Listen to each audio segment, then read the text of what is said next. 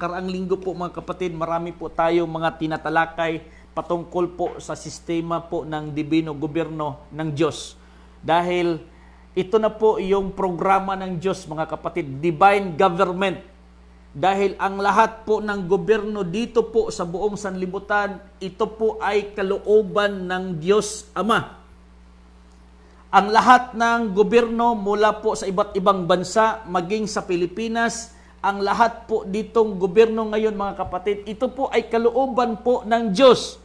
Kaya lang itong mga leaders po natin, mga leaders po ng iba't ibang bansa, hindi lang nila na ipatupad yung kalooban or yung kagustuhan or yung batas ng Diyos.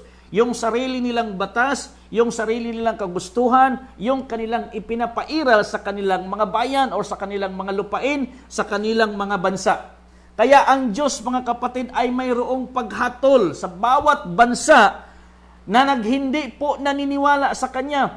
Kahit anong gawin ng mga bansa, mga national leaders, or kahit united leaders pa yan sila, wala silang magagawa kapag ang Diyos na sa langit ang huhusga sa kanila. Kaya ang Diyos ay mayroong pagpupunyagi po sa lahat po ng mga leaders sa buong bansa or sa buong mundo. Dahil ang buong mundo, ito po ay kaharian ng Diyos. Okay?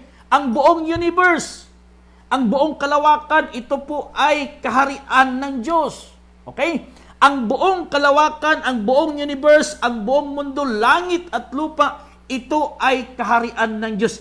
Ang lahat po ng mga presidente, ang lahat po ng mga hari sa iba't ibang bansa, yan po ay under po yan sa pamamahala ng Diyos. Tinitingnan ng Diyos kung yung hari na yan sa bansa na yan, ginagawa yung kalooban ng Ama. Pero darating yung panahon, habang ang Diyos ay nasa langit naka-observe sa lahat ng mga tao sa sanlibutan, tinitingnan niya kung sinong gumagawa ng kabutihan at kung sinong gumagawa ng kasamaan. Kaya dumating po yung mga panahon na ang Diyos ay mayroong pagpupunyagi sa lahat po ng mga leaders sa buong mundo. Dahil itong mga leaders sa buong mundo nagkakaisa din. Sila po ay nagkakaisa na ayaw nilang i-implement yung kalooban ng Diyos. Ang kanilang pagkakaisa, nagkakaisa sila sa mga maling gawa, nagkakaisa sila sa mga bagay-bagay na hindi naaayon sa kalooban ng Diyos. Kaya nga ito po yung sinasabi niya, mga kapatid, sa Salmo 2. Okay? Ito po yung pagkasabi niya. Magandang hapon yung ating mga leaders po dyan sa may Cebu, province of Cebu, kay Brother Pipito Suico at saka dyan naman po sa Bohol, kay Brother Rick Lamohoy. Yung ating regional director dyan, si Ma'am Tamara, no? Dyan po sa may, Ma'am Elvisa Daklan, dyan po sa may Region 7. Dyan naman po sa Region 8 at saka Region 6, magandang hapon po. Hindi po gumagalaw yung ating mga leaders dyan sa Region 7. Hindi pa po gumagalaw yung mga leaders po natin dyan sa Region 5, Region 6 at saka Region 8. Okay? So, siguro ilang mga linggo, ilang mga araw mula ngayon, mayroon po tayong gagawing final, kumbaga, recognition po ng ating mga leaders. Okay? So, ito po yung pagkasabi niya dito, Psalms chapter 2, sabi niya, ang mga hari sa lupa ay nagsisihanda at ang mga pinuno ay nagsasanggunian laban sa Panginoon at laban sa kaniyang pinahiran ng langis. So itong mga leaders po sa buong mundo, instead na magkakaisa sila na ipatupad yung kalooban ng Diyos, but they are nagkakaisa sila upang kalabanin ang Diyos. Itong lahat po ng world leaders ay nagkakaisa upang kalabanin ang Diyos. Sila po ay nagpulong-pulong. Sila po ay gumagawa ng kanilang agenda against the will of the Father and His Anointed One. Okay, magandang hapon kay Iglesia Katolika Romana Kib Cubs, bro. Magandang hapon kay Brother Jose Abadiano at kay Brother Elpidio Rosero Rosales. Condolence po sa mga Rosales family. Okay? So tuloy-tuloy po tayo mga kapatid. So ito po sinasabi niya. Bakit ang mga bansa ay nangaggugulo at ang mga bayan ay nangag-akala ng walang kabuluhang bagay. Okay. Why do the heathen rage and the people imagine vain things? Bakit daw itong mga bansa at itong mga bayan ay nagkakagulo at nag-iisip ng mga bagay na walang kabuluhan? At ang mga hari sa lupa ay nagsisihanda at ang mga pinuno ay nagsasanggunian laban sa Panginoon at laban sa kaniyang pinahiran ng langis. Okay? At ito'y sinasabi nila. Lagutin natin ang kanilang tali at ating iwaksi ang kanilang mga panali sa atin. Yan po. Yung gusto po ng mga world leaders. Lagutin po nila yung tali, meaning yung connection nila sa Diyos. Dahil gusto rin nilang magpaka-Diyos. Gusto nilang lagutin yung tali ng Diyos, yung batas ng Diyos na palaging nakatutok sa kanila. Gusto nilang lagutin po yan dahil gusto rin nilang magpaka-Diyos. Kaya mayroon pong tinatawag na one world government. Dahil gusto po ng buong sanlibutan na sila po ay magkakaisa laban sa Diyos. Yan po mga kapatid, yung ginagawang pulong-pulong po ng mga world leaders. Laban sa Diyos po yan. Mga hari sa lupa, mga presidente. Okay? Mayroon tayong United Nations, mayroon po tayong United States. Mayroon po tayong mga iba't ibang grupo dyan, mga global leaders, mga kapatid. Mayroon pa tayong Committee of 300. Nagkakaisa yan sila laban sa Diyos at laban din sa kanyang pinahirang langis. The kings of the earth set themselves and the rulers take counsel together against the Lord and against His anointed, saying, let us break their bands asunder and cast away their cords from us. Gusto po ng mga leaders na ito na sila na po yung masusunod, hindi na po ang Diyos ang masusunod sa kanila. Kaya ang Diyos ay mayroong pagpupunyagi po sa kanila. Okay? Ang Diyos po mga kapatid ay mayroong gagawing paghatol po sa kanila. Dahil hindi na po nila nire-recognize ang Diyos. Magandang hapon kay Eduardo Espinosa. Bro, magandang hapon, no? Kay Madam Philly ang bulo, dyan po sa may Malumon Gamay, sa Sarangani Province. Magandang hapon po sa iyong lahat. Kaya ang Diyos, mga kapatid, mayroon siyang hatol sa lahat ng bansa. Dahil ang Diyos, siya po ay maghahari, siya po ay naghahari, siya po ay nagkontrol. Siya po ay nagkontrol sa buong sanlibutan. Huwag isipin ng China na hindi sila kontrolado ng Diyos. Hindi isipin ng Indonesia na hindi sila kontrolado ng Diyos. Hindi isipin ng Malaysia na hindi sila kontrolado ng Diyos. Hindi isipin ng Amerika na hindi sila kontrolado ng Diyos. Kahit sa Pilipinas, hindi isipin ng Pilipinas na hindi kontrolado ito ng Diyos. Lahat ng mga bansa sa buong mundo, kontrolado ng Diyos. Hinihintay lang ng Diyos kung sinong mga bansa, kung sinong mga leader at mga hari ang lalapit at magpakumbaba sa Diyos. Kaya ginawa itong pandemic. Okay? Buong sanlibutan, nadadamay po. Bumabagsak na po yung ekonomiya ng buong mundo. Kaya maraming sumisigaw ng global reset. Okay? Maraming sumisigaw ng global reset na alisin na po yung backup ng hindi na po langis, kundi ibabalik na po yung backup ng pera ng buong mundo doon po sa gold. Okay? Ibabalik po doon sa ginto yung magiging backup po ng pera ng buong mundo. Mga kapatid, mangyayari po yan. Totoo po na babalik po sa ginto yung magiging backup po ng pera ng buong mundo, kaya magkakaroon po tayo ng global reset. Pero ang tanong, kailan? Sinong mag-reset? Okay? Kailan mag-reset at sinong mag-reset? Mga kapatid, kahit sinong bansa dyan, ang Diyos ang nagkontrol. Ang Diyos ang may akda kung kailan i-global reset po ang ekonomiya po ng buong mundo. Maraming mga programa ang iba't ibang bansa. Akala po nila yun po yung pamaraan. Kahit marami na pong programa dyan, kapag hindi pa yan i-allow ng Diyos, hindi rin yan mangyayari. Magkakaroon po ng global reset once na yung divine government of the Philippines ay maitatayo na. Dahil yan po yung susi. Divine government ang susi upang itong divine wealth, mga kapatid, iikot muli sa buong mundo.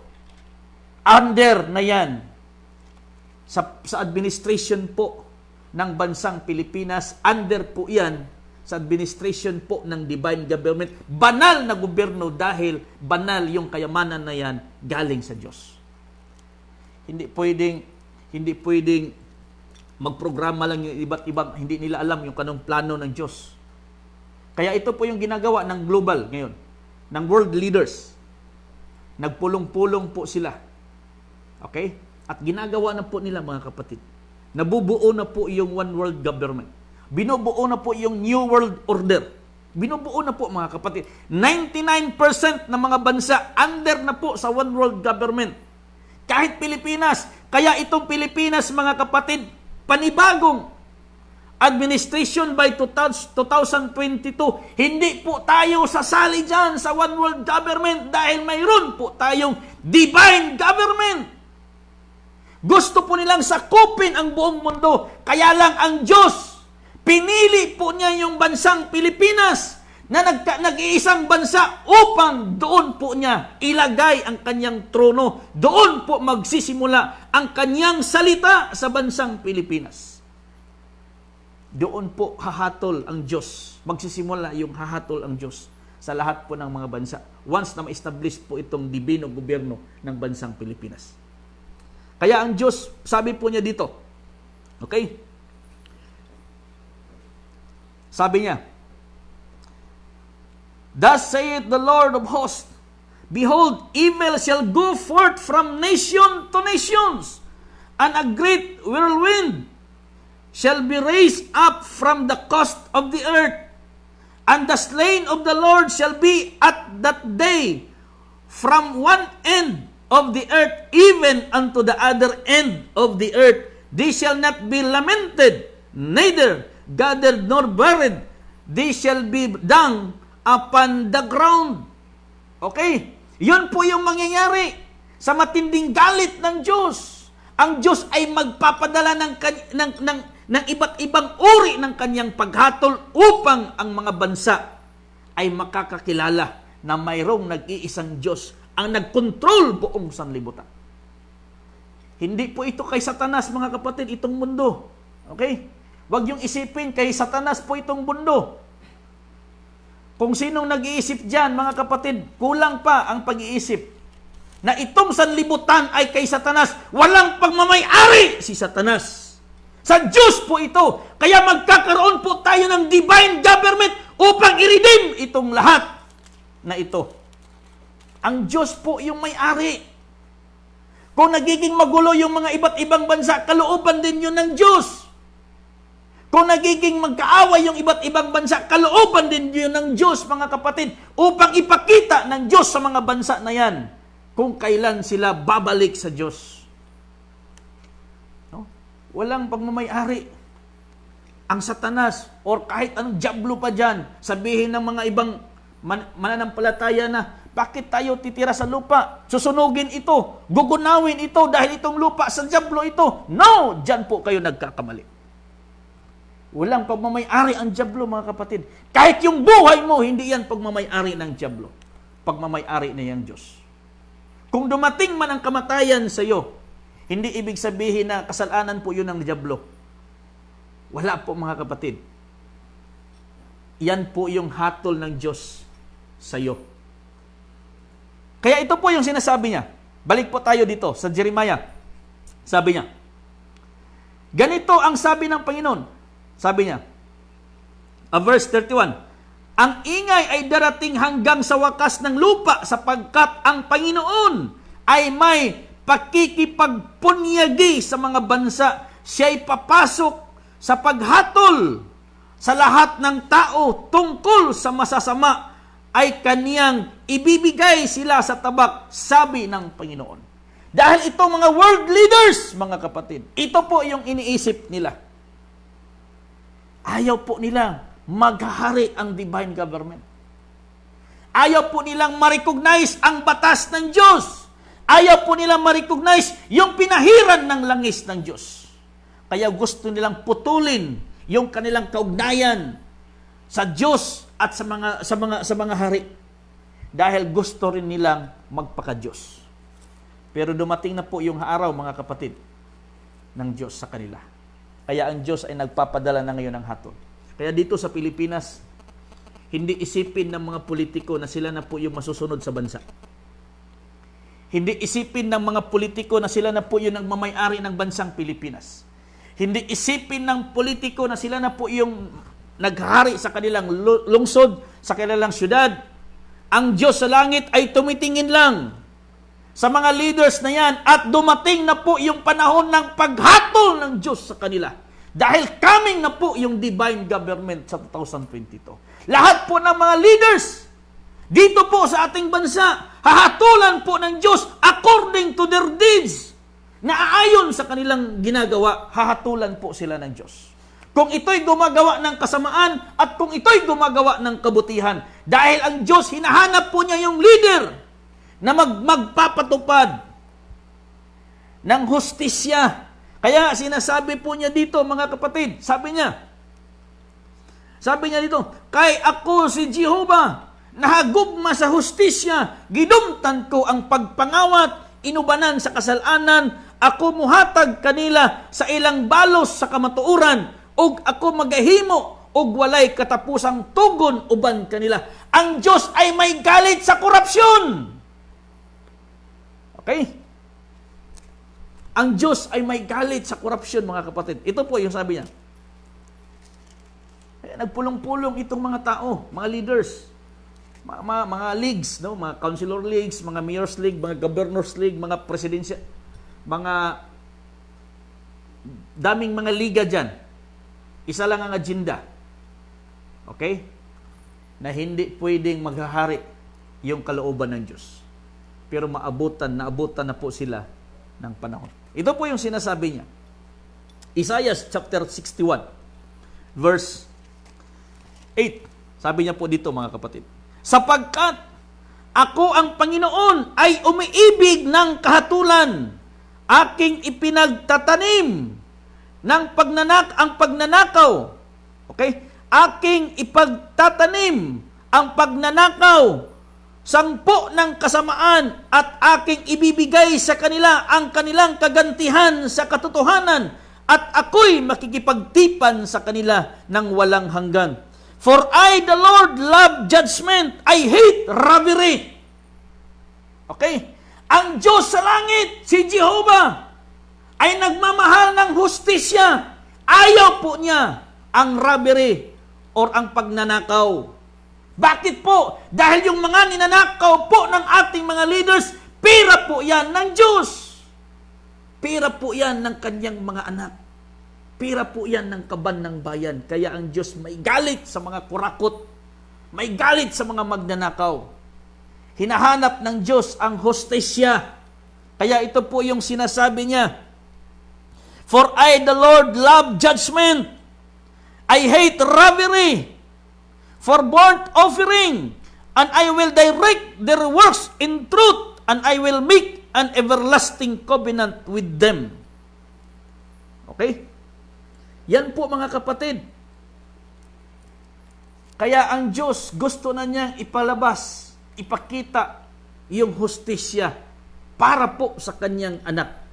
Naghahanap na po siya ng mga righteous leaders sa bansang Pilipinas. Naghahanap na po ang Diyos ng righteous mayor, righteous councilor, righteous governor, righteous congressman, and righteous senador, righteous cabinet secretary, and righteous president. Naghahanap na po ang Diyos ng matuwid na tao upang mamuno sa bansang Pilipinas. Dahil ang Diyos, Tatapusin niya ang korupsyon po sa kanyang bayan. Dahil itong bayan ng Pilipinas, itong bansang Pilipinas, ay ito po ang bride of Christ. Ito po ang kanyang pakakasalan. Ito po yung pagkasabi niya, mga kapatid. Verse 9. At sabi niya, at ang kanilang lahi makikilala sa gitna ng mga bansa, at ang kanilang lahi sa gitna ng mga bayan. Lahat ng mga na nagkakakita sa kanila ay magkakakilala sa kanila na sila ang lahi na pinagpala ng Panginoon. Ang Pilipinas ang pinagpala ng Panginoon. Sa lahat po ng bansa sa buong mundo, ang Pilipinas ang pinagpala ng Diyos. Kaya ang Diyos ay naghahanap ng totoong leaders po sa kanyang bayan by 2022. Dahil ang Pilipinas ay pinagpala ng Diyos. Okay? Basahin nga natin. Sagana sa kanyang mana. Magandang hapon kay Brother Pipito Suico dyan po sa Cebu. Bro, magandang hapon. 33. At kay Ma'am Emily Pamita, no? Iringan dyan po sa may Taiwan. Magandang hapon po, mga Iringan family. Okay, so sabi niya po dito, 33. Mapalad ang bansa na ang Diyos ay ang Panginoon, ang bayan na kanyang pinili, sagana ng kaniyang sariling mana. Sagana ng kaniyang sariling mana, mga kapatid. Kaya ang Diyos na nasa langit tumitingin, sabi niya, ang Panginoon ay tumitingin mula sa langit sa kaniyang at kaniyang minamasdan ang lahat ng anak ng mga tao. Mula sa dakong kaniyang tahanan ay tumitingin siya sa lahat ng nanananahan sa lupa. Ang Diyos ay tumitingin sa lahat ng mga nananahan sa lupa. Either you are good or you are bad. You are doing good or you are doing evil. Kaya ang mga world leaders, itong mga Committee of 300, itong mga global leaders, itong mga United Nations ay nagkakaisa sa isang programa. Okay, nagkakaisa sa isang programa, hindi ibalik ang pera ng Pilipinas. Dahil nagkakaisa sila. Kaya, the anointed one, kung sila ay nagkakaisa dito, sa yung mga world leaders, the chosen one, the anointed one, the big one will come.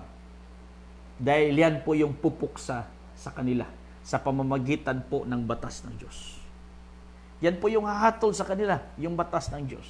Ito po yung gusto nilang putulin, itong batas ng Diyos, na ayaw nilang mayroong kaugnayan sila sa Diyos dahil gusto rin nila na sila ay magiging Diyos. Okay? Tingnan mo nga yung ginagawa nila sa atin, nagiging tapunan po tayo ng mga sakit. Ang bansang Pilipinas po natin, nagiging tapunan po ng mga virus, nagiging tapunan po ng mga variants, okay? Nagiging tapunan po ng mga gawa mula po sa ibang bansa. Good or bad, nagiging tapunan po ang Pilipinas. Bakit po? Hinahayaan po yan dito sa Pilipinas dahil po yung ating mga leaders din, nahawakan po ng mga giant. No? Giant mga leaders, mga higanting bansa. Dahil takot po yung ating mga leaders. Dahil iniisip po nila, maliit lang po tayong bansa. Hindi po inisip ng ating mga leaders na kahit tayo'y pinakamaliit na bansa, laban po sa mga bansa malalaki doon sa iba't ibang lugar. Pero mayroon po tayong dakilang Diyos na nandito po sa ating maliit na bansa. Yan lang po yung hindi naintindihan ng ating mga leaders. Yan lang po yung hindi nila naintindihan. Kaya nga sinasabi palagi ni David, ako'y pumaparito sa iyo, ako'y makikipag-away sa iyo. Hindi sa ngalan po ng tabak at sa ngalan po ng tungkod, hindi po sa ngalan ng sibat. Pero ako'y makikipaglaban sa iyo sa ngalan po ng Diyos sa Israel. Sa ngalan po ni Jehovah, ang Diyos ng mga hukbo, ipakikita ko sa iyo sa buong bansang Israel na may Diyos dito po sa Israel. Ipakikita ko sa iyo sa araw na ito, ibibigay ng Diyos ang ulo mo sa akin at ang inyong katawan ay ibibigay po namin sa ibon sa kalangitan. Yan po yung proclamation po ni David. Dahil ang buong bansang Israel nanglulupaypay na po, nawalan na po ng pag-asa. Okay? Hopeless na po. Kahit si Haring Saul, hopeless na malabanan po nila si Goliath. Dahil gusto na po silang sakupin. Hopeless na po yung buong bayan ng Israel. Nawalan na po sila ng pag-asa. Nakalimutan na po nila na may Diyos po sila. Nakalimutan po nila na may Diyos po silang sinasamba. Yung Diyos na nagpalabas po ng kanilang mga ninuno mula po sa Egypt. Nakalimutan po ng bansang Israel sa pamumuno ni Saul na yung mga ninuno po nila pinalabas po ng Diyos mula sa Egypt, pinadaan po doon sa dagat. Nakalimutan po ng Haring Saul. Kaya nang lulupaypay po ang buong bayan ng Israel that time. Kaya dumating si David, nagbigay po ng pag-asa sa kanila. Dito sa Pilipinas, nang lupaypay na po, maraming mga Pilipinong nang lupaypay na. Nawalan na po ng pag-asa. Maraming Pilipino ngayon, mga matatanda, nawalan na po ng pag-asa. Nagdidilim na po yung kanilang pag-asa, mga kapatid. Kahit yung ating leader, ating Pangulo, nawawalan na po ng pag-asa. Kahit yung ating mga gabinete, kahit yung ating mga senador, kahit yung mga congressman, kahit yung mga nasa leaders po, local leaders, nawawalan na po ng pag-asa. Dahil nakalimutan nila na may Diyos po dito sa Pilipinas. Kaya dumating po yung divine government for 2022. Our divine hope is coming. Okay? The real change is coming for our motherland and people. Kaya nga, darating po ang bagong lipunan. Bagong pag-asa, new society, mga kapatid, at magsisimula po yan sa gobyerno po ng Diyos. Walang bagong lipunan, walang new society, hanggat hindi magkakaroon po ng divine government ang bansang Pilipinas po natin. Walang global reset kapag hindi may tayo yung divine government sa Pilipinas. Dahil ang susi, mga kapatid, ang susi ng global reset na yan, divino gobyerno ng Diyos, that is the divine will of God para po sa kanyang mga anak. Kaya yung magre-reset niyan, Pilipinas. At yung gobyerno ng Pilipinas, divino gobyerno yung magre-reset niyan. Dahil ibabalik po sa gold ang backup. Maraming programang ginawa po ng ating mga, hindi na po yun matutupad, mga kapatid. Dahil ang Diyos ay mayroon ng bagong mga kasunduan. Walang magawa yung mga gumahawak doon. Once na po yung Diyos, yung gumagawa ng bagong kasunduan. Kay magandang hapon kay Ging Tarok at saka kay Brother Benny Saclote. Diyan po sa may Atimunan Rizal, bro. Atimunan Quezon Province. Bro, magandang hapon.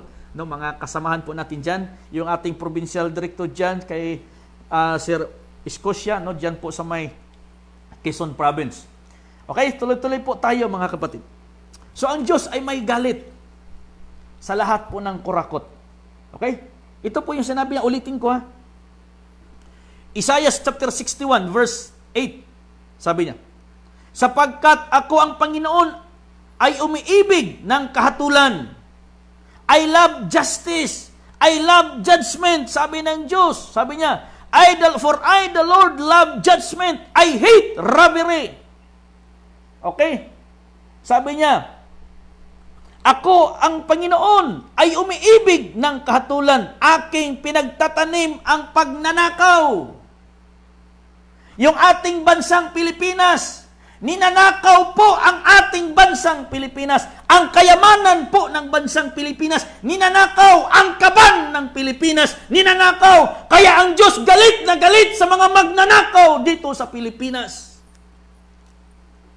Dahil nilulustay po nila ang pera ng Diyos na para po sa kanilang mga anak, sa kanyang mga anak. Magandang hapon kay Mildred Irasan. Dahil tapos na po, ma-fulfilled na po yung sinasabi dyan. Blessed are the poor, for there is the kingdom of God. Nagiging dukha na po tayo, mga kapatid. Blessed are the poor, for there is the kingdom of God. Kaya darating po yung gobyerno ng Diyos para iligtas po itong poor, iligtas po itong dukha. Kaya darating po yung hari ng Diyos upang iligtas itong dukha. Itong mga anak ng Diyos na dinudukha ng ating mga leader. Okay? Hindi gobyerno. Hindi gobyerno yung nagdukha ng ating mga kababayan. Hindi gobyerno yung nagdukha sa atin. Yung mga leader yung nagdukha sa atin, hindi ang gobyerno. Ang leader, ang namumuno sa gobyerno, ang nagdukha sa atin. Kaya na-fulfill na po yung sinabi po ni Jesus, "Blessed are the poor, for there is the kingdom of God." Kaya darating na po yung kaharian ng Diyos. Darating na po yung hari ng Diyos na magbibigay hustisya sa kanyang mga anak na gidaog-daog sa mga namumuno sa ating bayan, sa ating bansa, sa ating probinsya.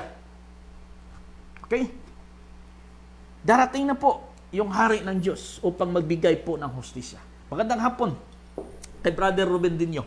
Diyan po sa Parañaque, kay Danica Dumayas Galcan, at kay Brother The Desert Fox, no? Romel Sikinya, mga Sikinya family and Navarro family diyan po sa may Maragusan. Sa lahat po ng mga pamilya diyan, mga Baog family, no, na nagatanaw sa tuwa sa Maragusan area, magandang hapon po. Kay Ma'am Maria David, magandang hapon po, Ma'am. At maraming salamat. Okay? So tuloy-tuloy po tayo, mga kapatid. Kaya ang Diyos, hindi lang buong sanlibutan ang may hatol ang Diyos. Pati itong bansang Pilipinas, hahatulan po ito ng Diyos ayon sa kaniyang kriteria. Ayon sa kaniyang kabanalan, ayon sa kaniyang hustisya, ayon po sa kaniyang kagustuhan, hahatulan po ito ng Diyos ang Pilipinas. Dahil itong Pilipinas ang una niyang lilinisin. Dahil ito po yung kaniyang trono. Ito yung kaniyang trono, Pilipinas. Ito yung kaniyang kaharian, Pilipinas. Kaya ito po yung una niyang lilinisin. At lilinisin po niya, hindi mula dito sa maliit, mga kapatid. Hindi niya lilinisin yung squatter. Okay? Hindi yun ang lilinisin ng Diyos, yung squatter. Hindi yung lilinisin ng Diyos yung mga basura. Yung lilinisin po ng Diyos, yung salot sa lipunan, yung kurakot sa Pilipinas, yun ang lilinisin po ng Diyos. Yan po, mga kapatid, ang lilinisin ng Diyos. Ibibigay ng Diyos ang pamahalaan sa mga taong karapat-dapat mamuno sa posisyon na yan. Dahil dumating na po yung malaking araw ng Diyos, yung paghahatol na po ng Diyos sa kanyang piniling bayan. Pinili po tayo, mga kapatid. Kaya nga sinasabi niya dito, at ang kanilang lahi ay makikilala sa gitna ng mga bansa.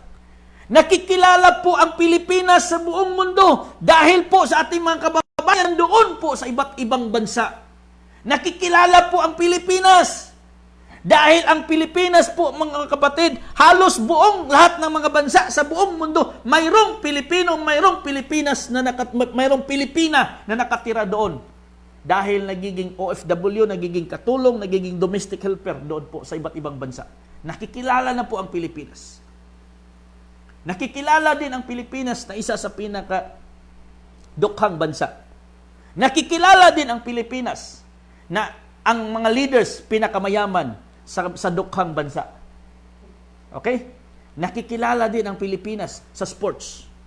Ngayon, makikilala na po ang Pilipinas sa pamamagitan po ng dibino gobyerno ng Diyos. Nandito po mag-uumpisa sa Pilipinas.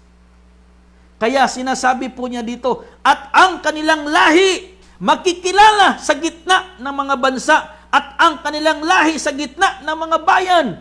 Lahat ng magkakakita sa kanila ay magkakilala sa kanila na sila ang lahi na pinagpala. Tayong mga Pilipino ang lahi ng pinagpala, hindi na Israel, hindi China, hindi Amerika, hindi Russia. Pilipinas ang lahi na pinagpala dahil ang Pilipinas ay lahi ng Israel, lahi ng mga Hudyo na doon po mula sa Israel. Hindi po tayo lahi sa Malaysia. Hindi po tayo Maliris. Israelite race po tayo, mga kapatid. Lipi po tayo ni Abraham. Lipi po tayo ni Pilig. Hindi kay Huktan. Lipi po tayo mula doon kay Noe. Sem Arpaksad, Sala, Iber, Pilig, Rio, Sirog, Nakurtari, Abraham. Hindi doon kay Huktan, mga kapatid. Doon tayo kay Pilig. Dumaan hanggang dito sa Pilipinas. Hindi kay Huktan. Okay? Ay lahing pinagpala. Yung kaharian ng Diyos, hindi na nilipat po sa bansang Pilipinas, kaya tayo ang lahing pinagpala.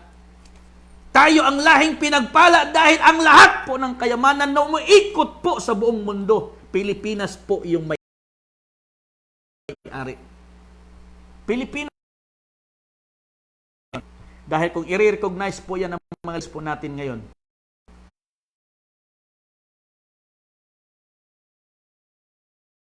dahil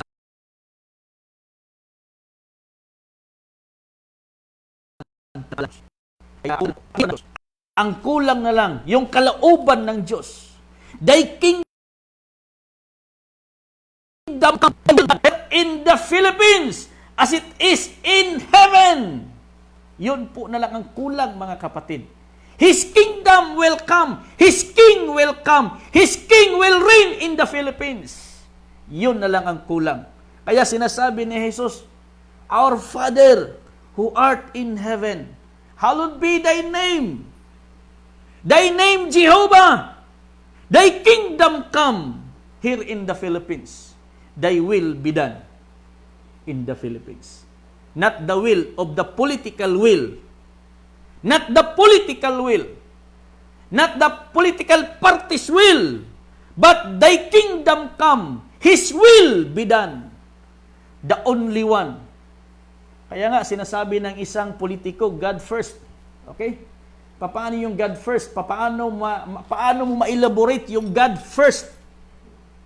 Okay? Sinabi po ng mga alagad ni Jesus, nagtanong siya, Panginoon, ano yung pinakadakilang utos? Okay? Sinabi ni Jesus, sinabi ng kanyang mga alagad, nagtanong, Panginoon, ano yung pinakadakilang utos na dapat naming sundin? Yun po yung God first. Love the Lord with all your heart, with all your mind. Basahin nga natin. Yun po yung tanong nila. Ano po yung pinakadakilang utos? Mga kapatid.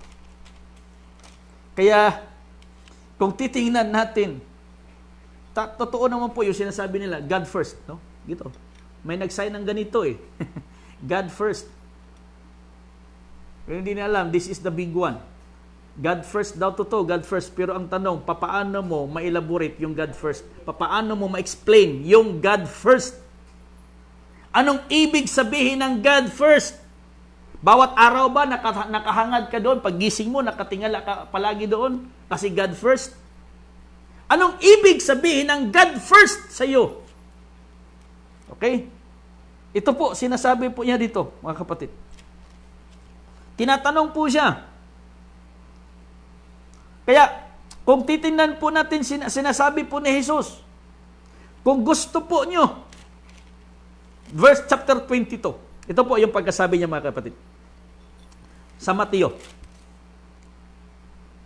sinabi po niya dito, at isa sa kanila, na pagtanggol ng kautusan, ay tinanong siya ng isang tanong upang siya'y tuksoin, Guro, alin baga ang dakilang utos sa kautusan? Yung 10 utos, mga kapatid, tinanong po ng isang tao doon kung saan doon ang dakilang utos sa lahat po ng mga utos.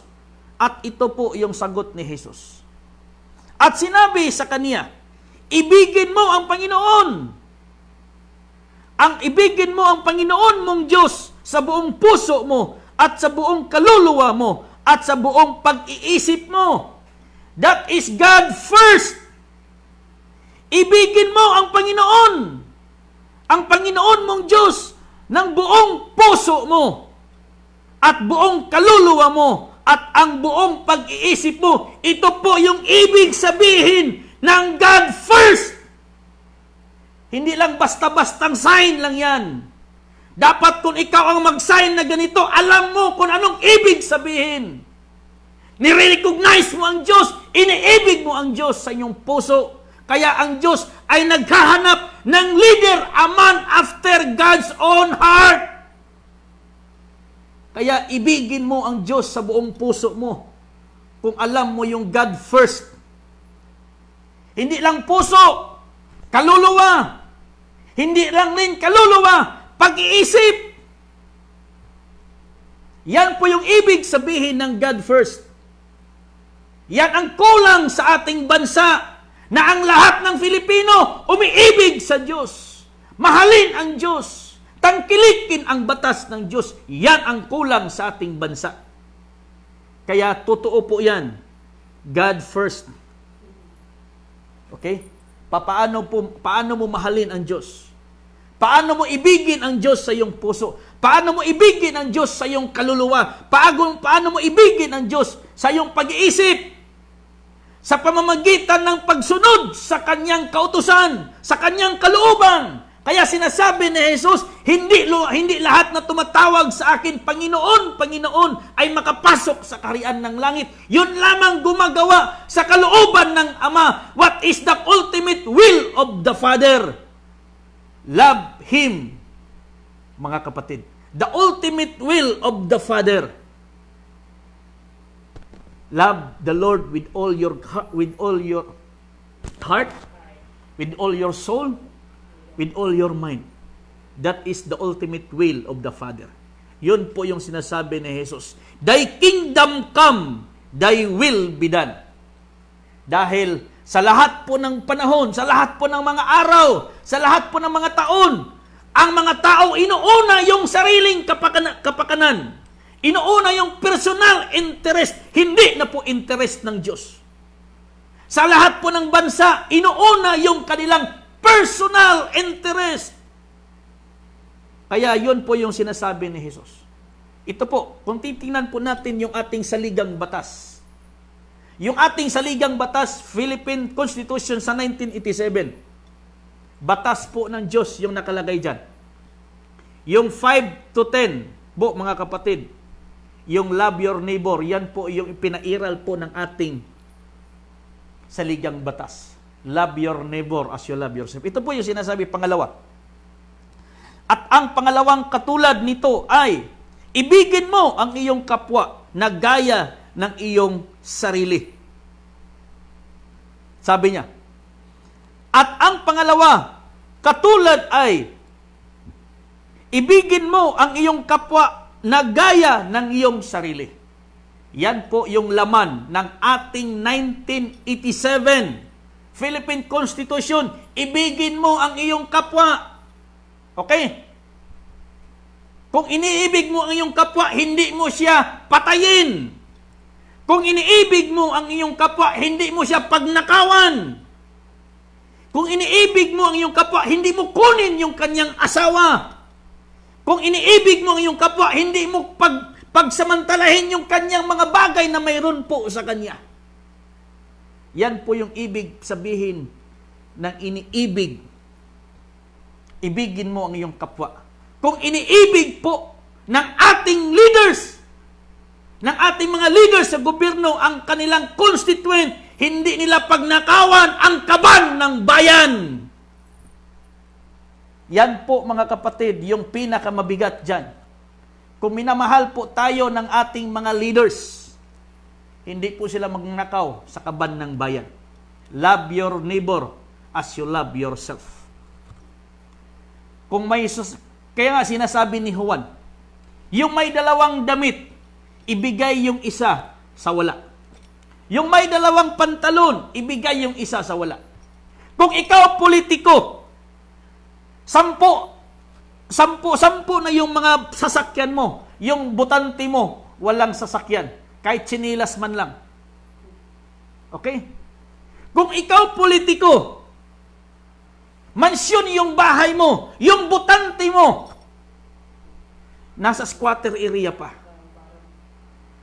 Paano mo iniibig ang iyong kapwa? Okay? Love your neighbor as you love yourself. Kung ikaw, anak, sinasagot-sagot mo ang iyong mga magulang, paano mo iniibig ang iyong kapwa? Kung ikaw, asawa, nangangalunya ka pa, paano mo iniibig ang iyong kapwa? Sabi naman, pastor, iniibig ko man talaga yung aking kapwa, kaya nga, umiibig ako sa kabila eh. Okay? Oh? Instead na yung bahay papunta doon sa Tagum, napunta doon sa Darong. Okay? Darong house. Hindi na nakauwi doon sa right house. Doon na sa Darong house. Okay? Darong house. Yun po ang ibig sabihin ng mga kapatid. Love your neighbor as you love yourself. Yan po yung laman ng batas po ng ating Constitution. In summary po yan. Thou shall not kill. Nagiging batas na po yan natin. That is murder. Thou shall not steal. No? Hindi ka pwedeng magnakaw. Wag ka magnakaw. Yan na po. Naging batas na po yan. Robbery. Yung mga kumikilala po ng batas na yan, yung mga nagnakaw lang ng 1,000, nag-snatch lang, kulong agad. Okay? Yung mga madudungis ang mukha na nagnakaw, kunting halaga lang, nakulong agad. Pero itong mga nagnakaw na nakakurbata pa, billions pa yung ninakaw, millions pa yung ninakaw, pagalagala pa, di bodyguard pa. Okay? Pero itong mga kunti lang po yung ninakaw para lang sa pagkain, nakulong agad. Kaya ang Diyos galit na galit sa sistema na yan. Kaya darating po yung divino gobyerno ng Diyos upang magbigay po ng pantay-pantay na paghatol sa kanyang minamahal na bayan. Dahil tayo po ang pinagpala ng Diyos. Pinagpala tayong bansa. Okay? Kaya yung naghangad ng God first, alamin mo kung anong ibig sabihin ng God first. God first means ipatupad yung kalooban ng Diyos dito sa bansang Pilipinas. That is the real meaning of God first. Dahil hindi po na ipatupad yung first na batas ng Diyos, ang naipatupad lang sa ating saligang batas, itong pangalawa, love your neighbor as you love yourself.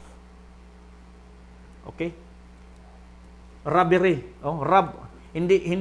hindi love, no? Hindi na love, mga kapatid. Hindi love your neighbor as you love yourself. Oh. Nagiging rob your neighbor as you love yourself. Oh. Nagiging robbery. No? Nagiging rob your neighbor as you love yourself. Kung minamahal po ng ating mga leaders po yung ating kababayan, mga constituent, mga Pilipino, mga botante, itong mga kurakot na mga politician, kung minamahal niyo ang inyong bayan, alam ko, maraming mga politiko nang nakaupo, isa lang yung sasakyan, isa lang yung bahay, nang nakaposisyon na, naging 3 na yung sasakyan, nagiging 2 na yung bahay, naging 3 na po yung bahay. Maraming politiko din na sa simula, isa lang yung asawa. Ngayon, nakaposisyon na. Marami ng asawa, kaya marami ng bahay. Maraming sasakyan dahil maraming asawa. Maraming bahay dahil marami ng uuwian. No? Nag-increase. Pero itong mga butante, mga gikapital, okay? Itong mga gikapital lang, makikilala lang kapag eleksyon na. Kaya tayo mga Filipino, darating by 2022. Alam nating walang mangyayaring eleksyon. Pero hindi alam ito ng mga politiko. Hindi nila alam. Dahil ito yung programa ng Diyos. Itong programa ng Diyos, walang mangyayaring eleksyon. Pero itong mga politiko, dahil alam po nila yung saligang batas, mayroong eleksyon, yan po yung ginagawa nila karon. Gagamitin naman po. Okay, pasok. Magandang hapon. Magandang hapon po. Gagamitin na lang po din itong mga pobre na mga butante. Gamiton sa mga kurakot na mga politiko. Magandang hapon kay Brother Jaime Ribamonte at saka si Kidapawan. from Kidapawan. Dio, Jose. Ay, kay Brother ito na. Okay, okay. Jose, Poncion. Okay. Kasama ko ito po sa United Media Association of the Philippines sa MUMAP. Magandang hapon, okay? So, ito mga bisita po natin. Isdog-isdog ka dito gamay. Isdog-isdog, urong-urong. Mga bisita po natin para makita po tayo sa ito sa ating yan, makikita po tayo kahit maliit. Mama ni Pastor? Dili, mag-asawa. Oh, mga bisita na to. So, kahit maliit lang itong cellphone natin, pagkasyahin na lang natin. Okay? Kahit maliit itong cellphone natin, atin na lang pagkasyahin. So, ito po, mga kapatid, ituloy ko muna. Okay. So, ganito po yung mangyayari, mga kapatid. Gagmitin din lang tayo ng for 2022. Kaya nga, love your neighbor as you love yourself. Paano po nila mahalin itong kanilang constituent? Yung kanilang mga botante, nakatiniil lang, palugsungon lagi kag bukid, pero ang mga politiko, nagdubli-dubli ang mga sakyanan. Paano ma-express nimo imong gugma sa imong isig katao? Gamiton lang, mga kapatid. Kaya nga, sinasabi nila doon, ang sasakyan ng politiko, ang sasakyan ng asawa ng politiko, ang sasakyan po ng anak ng politiko, pero ang sasakyan ng botante, kariton. No? Hindi na po love your neighbor, rob your neighbor na. No? Robbery. Kaya ang Diyos ay galit sa mga magnanakaw na ganyan. Okay, balik po tayo dito mga kapatid.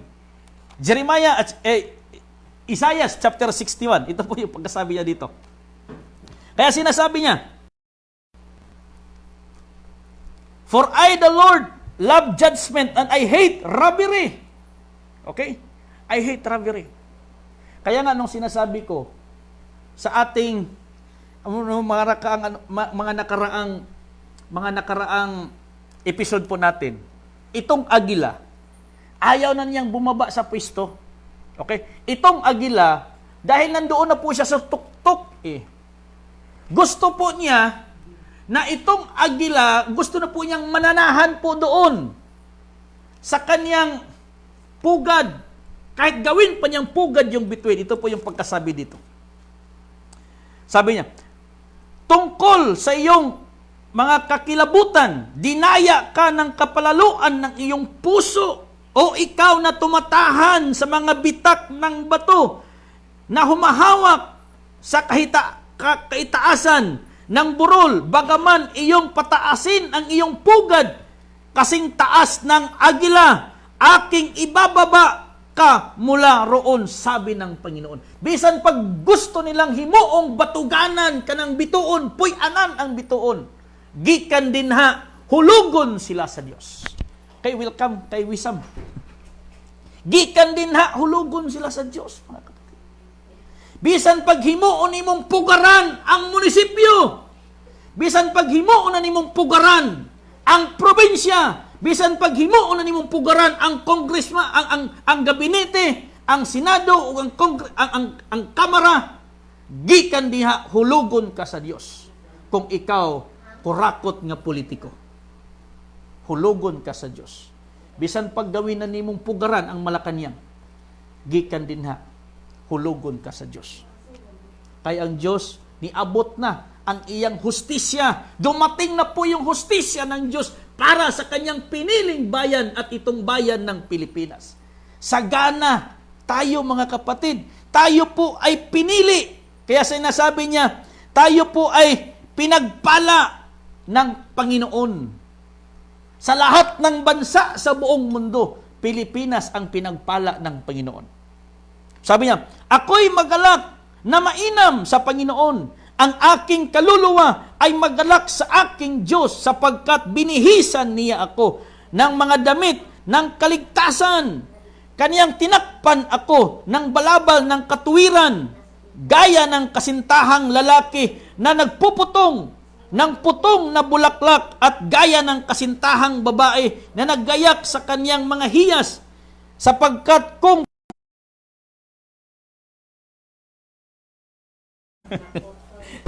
okay, so tuloy-tuloy po tayo mga kapatid. Ito po yung pagkasabi niya. Ito po yung pagkasabi, isa pagkasabi.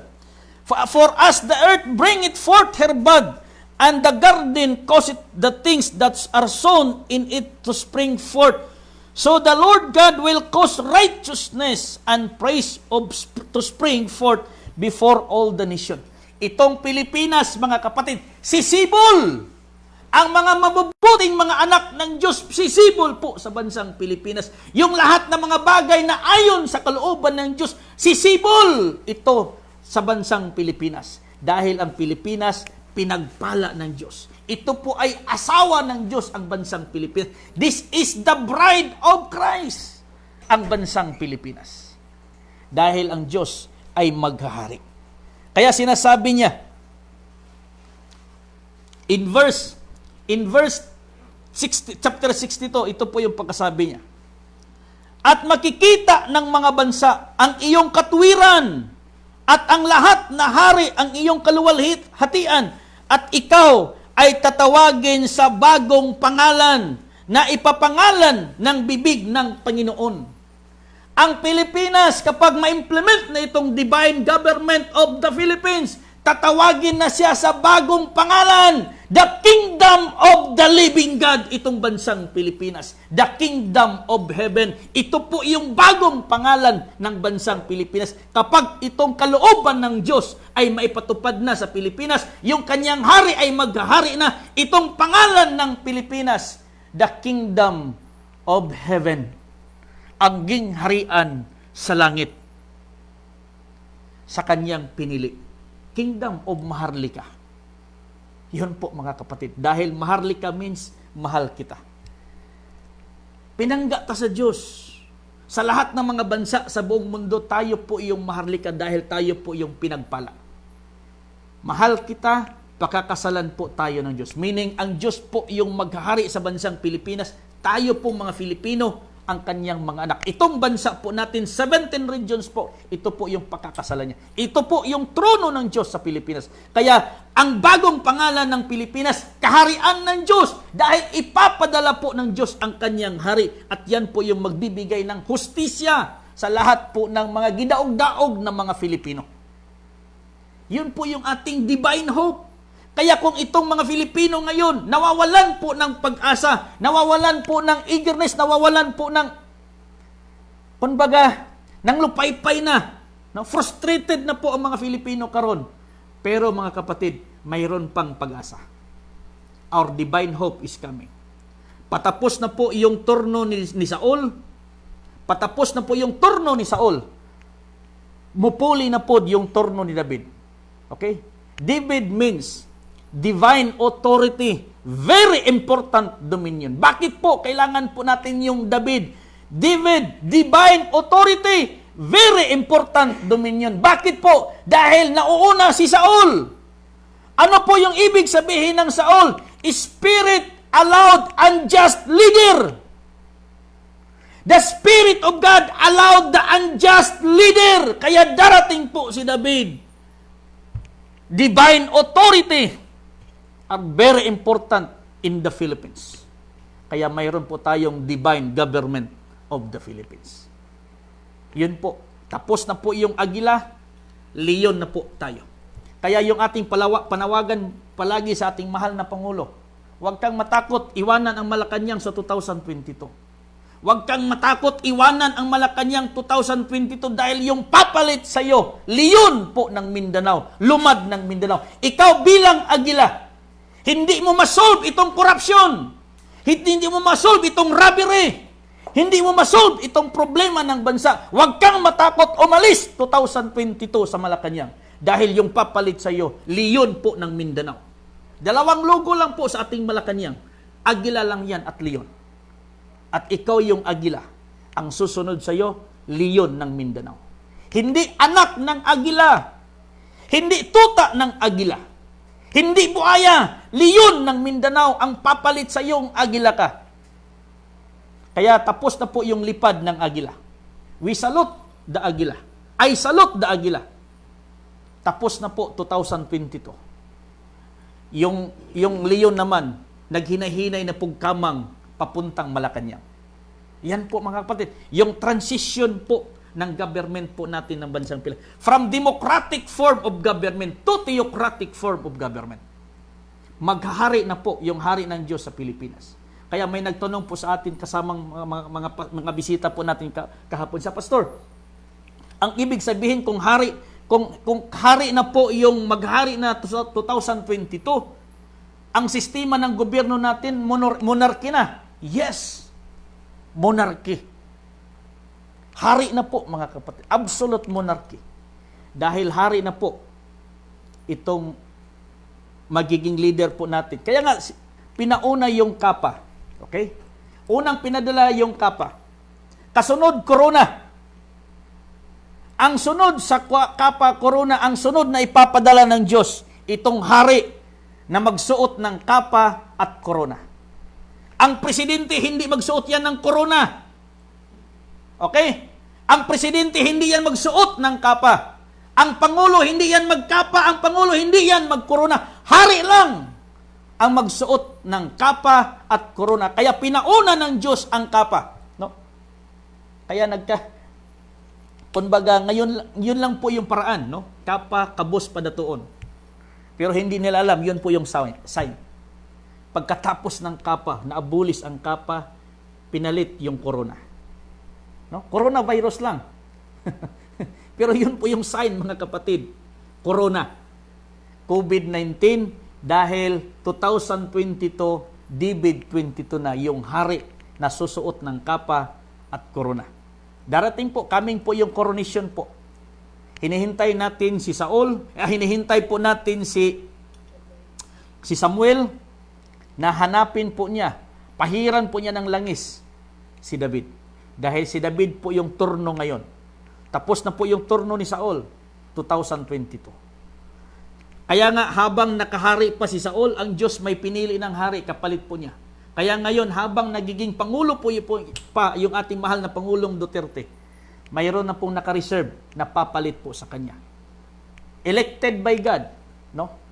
Chosen by God, not by COMELEC, hindi po pinili ng partido, hindi po pinili ng politiko, hindi po pinili ng COMELEC. Pinili po siya ng Diyos na maghahari po at tinawag siyang a man after God's own heart. Kaya yung mga politikong nag-sign ng ganito, God first, dapat maintindihan mo anong ibig po sabihin ng God first. Love your God with all your heart, with all your soul, and with all your mind. Yan po yung God first. Yan lang po yung kulang na hindi pa naipatupad na batas dito sa ating saligang batas. Divine Government of the Philippines, ibig sabihin, itong batas ng Diyos, ilalagay po natin sa ating saligang batas upang magiging divine itong sistema po ng ating gobyerno. Kasi lahat po ng gobyerno sa buong mundo, kalooban ito ng Diyos. Pagbulutan ito ng Diyos. Lahat ng mga namamahala po, lahat ng sistema ng gobyerno sa buong mundo, kagustuhan ito ng Diyos. Kaya lang itong mga namumuno sa mga government, hindi lang pinatupad yung kalooban ng Diyos. Yun lang yung problema. Walang problema yung gobyerno. Ang problema lang yung mga namamahala sa gobyerno. Yan lang po yung i-redeem po ng DGP, mga kapatid. Kaya sinasabi diyan, seek you first the kingdom of God and His righteousness, and all these things shall be added unto you. To seek God's kingdom means hanapin natin yung kaharian ng Diyos. Nandito po sa sanlibutan lang yung kaharian ng Diyos. Wala po doon. Kung nandoon yung kaharian ng Diyos, sinabi na sana ni Jesus, tumingala ka doon. No? Pero sinabi niya, seek ye first the kingdom of God. Dahil nandito lang. Wala na sa Israel, nandito na. Sa sanlibutan lang, hanapin natin saang bansa inilipat yung blessing of divine government na yun. Pag makita natin kapag saang bansa yun, Pilipinas yun, at yun, kulang na lang, His righteousness. Righteous government. And all these things shall be added unto you. Lahat ng divine wealth na yan, idaragdag na po yan ng Diyos. Kaya nga, magkakaroon ng global reset. Ulitin ko, magkakaroon po ng global reset. Pero yung magre-reset niyan, gobyerno po ng Diyos. Hindi po kahit ibang bansa doon. Wala po, mga kapatid. Wala dong susi. Nasa Pilipinas po yung susi. At yung susi na yan, divine government of the Philippines for that divine wealth. Kaya yung divine wealth is given by divine creator for His divine people. Ang kulang na lang, divine government as administrator. Kaya hindi po ibinigay ng Diyos yung kayamanan ngayon sa administration or mula pa noon hanggang ngayon. Dahil alam po ng Diyos, hindi pa divine yung government natin. Kukurakuton gihapon na. Kaya hinihintay po ng Diyos yung divine government. At 2022 na po yan after ni PRRD. Kaya mga kapatid, maraming salamat po sa inyong lahat, no? Sa mga nanonood po sa atin ngayon. Okay? Sa mga bisita po natin. Maraming salamat kay Brother Abner. Bro, Abner sa Bandal, bro. Magandang hapon. Dagan salamat, no? Aking schoolmate sa high school. At kay JR Caro Ferolino. Kay Raid Caro Ferolino. Mga Ferolino family, no? Diyan po at saka Cañete family. So, by this Monday morning, mga kapatid, no? Yung DGP, mayroon po tayong gagawin. Sa grupo po ng mga pastors po dito sa Davao Region, sa under po sa United Pastors Support DGP, magkakaroon po tayo ng prayer walk. Okay? Lahat ng mga pastors na nandito na po sa Divine Government, na magkakaroon po tayo ng prayer walk mula alas 5 ng umaga hanggang alas 7 ng umaga. Dito po sa City Hall lang. Ikot po tayo dyan, prayer walk. So, i-observe din natin yung protocol po ng IETF. Magdala tayo ng face mask, magdala po tayo ng face shield. Okay? Kasi kung naka-face mask ka, naka-face shield ka, hindi ka makilala kung sinong pastor ka. Gitago pa ta. Like David ngayon, tinago pa yung pagmumukha ni David kung sino siya.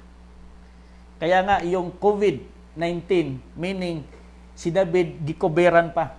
No? Cover David. Kaya 2022, makikilala lang po natin kung sinong taong lumad na yan na magiging leader po ng bansang Pilipinas. Lumad means leader under moral and discipline. At yun po yung leon ng Mindanao. The last implementer of nation. Yan po yung ibig sabihin ng lion, last implementer of nation, hari ng Diyos dito sa Pilipinas. Dahil ang Pilipinas ay kaharian ng Diyos. Maraming salamat sa lahat-lahat po ng mga nanonood po sa atin ngayon. All the glory and honor belongs to Jehovah Adwata dahil sa lahat-lahat po ng mga nanonood po sa atin, God bless po sa inyong lahat. Sa mga leaders po natin mula Luzon, Visayas at Mindanao, no, sa mga kababayan po natin dito kay Ma'am Marinel Riverato diyan po sa may Aurora, no, Aurora Cagayan Valley. Diyan po sa Region 2. Magandang hapon po sa inyong lahat. At sa mga OFW po natin, no, kay Ma'am Imelda Collado diyan po sa Hong Kong. Magandang hapon po. Kay Brother Rolando Gusi diyan po sa Hawaii. Magandang hapon, brother. At kay Brother Nick Kabigting diyan naman po sa United States of America. Kay Madam Carol Bravo diyan din sa Amerika. At kay Madam Vida Giso diyan po sa City of Babylon. At kay Ma'am Rose Kaliha dyan po sa Jordan, kay Brother Edwin Sabalo sa Kingdom Saudi of Arabia, at kay Sister Jenny Torres dyan naman po sa Kingdom Saudi of Arabia, kay Brother Siolion Ribisi dyan po sa Hong Kong, sa lahat-lahat po ng mga nanonood po natin worldwide. Ito po yung aking dalangin, na yung espiritu ng katotohanan ay magbigay po sa atin ng katotohanan at magbibigay po sa atin ng kalayaan. Kung saan yung espiritu ng Diyos, nandoon po yung kalayaan. Kaya itong espiritu ng katotohanan magbibigay po sa atin ng totoong katotohanan. Dahil yung government po natin, in the absence of the spirit of truth, yung papalit, spirit of lies. Okay? Pag wala na po yung espiritu ng katotohanan sa munisipyo, ang mga mayor bakakon. Kapag wala na yung espiritu ng katotohanan sa gabinete, ang mga leaders bakakon. Kapag wala na po yung espiritu ng katotohanan sa Senado, sa congressman, halos mga istorya din ha, gamay na lang ang mapili, halos tanan diha. Bakakon. No? Tungod kay kung wala na ang espiritu ng katotohanan, halos lahat ng sinasabi ng ating mga leader, hindi na po katotohanan yan. Mabitik na lang po silang mga istorya. no? Lalo kag mga abogado nimong kaistorya, balibalihon ning mga words, no? Kita kay limitado lang po ang atong mga magamit nga words, ang aton lang masulti bakakon, no? Parang kanta ba si Dodong Janjan, no? Bakakon ka. gipaningil siya sa iyang kinaon, napaligid-ligid dayon. So nga na po mga kapatid. Kaya nga luoy kaayo ang atong bansang Pilipinas kung manatili pa yung mga leaders natin walang takot sa Diyos. Magiging kawawa pa tayo for 2022 kung ang ating mga leaders ay ang mga mananatiling korap sa ating bayan. Kaya ang Diyos, dumating na po yung kanyang paghatol sa ating bayan. Nandito na po, God is a God of justice. Kaya ang Diyos, magbibigay na po ng hustisya sa kanyang mga anak na dinaog-daog. Kaya maraming salamat, no, sa lahat-lahat po ng ating mga kababayan ngayon na nanonood po sa atin. Kaya balik po tayo, no, sa in the beginning. Dahil yan po yung programa ng Diyos. Itong bansang Pilipinas, paraiso ito ng Diyos. This is the paradise of God. Dito po yung trono ng Diyos. Papunta po yan doon sa buong sanlibutan. Kaya, our Father, thy kingdom come here in the Philippines as it is in heaven. Yan po mga kapatid ang kulang na sa atin. So, maraming salamat sa lahat-lahat po na nandito po ngayon. At mga bisita po natin, Pastor, no? Maraming salamat. Ay, Brother Joe, kay si Pastor Jaime Ribamonte. Ito, kaway-kaway po tayo. Okay? Ito na po yung sign natin mga kapatid. Okay, the big one. Oh, tapos na po yung kamao. Okay? Yung kamao, ito po yung sign ni PRRD. Mga hindi nila alam bakit kamao. No? Siya po yung nagkumpleto ng 30. Ramos, Irap, Gloria, Noynoy, Duterte. Kaya, sirado na po ang 30. Sarado ang 30. Okay? Sarado ang 30. Kaya dito na po tayo ngayon, the big one. Dito na po tayo mag-uumpisa, the big one. The chosen one, the anointed one. Kaya maraming salamat sa lahat-lahat po na nandito ngayon.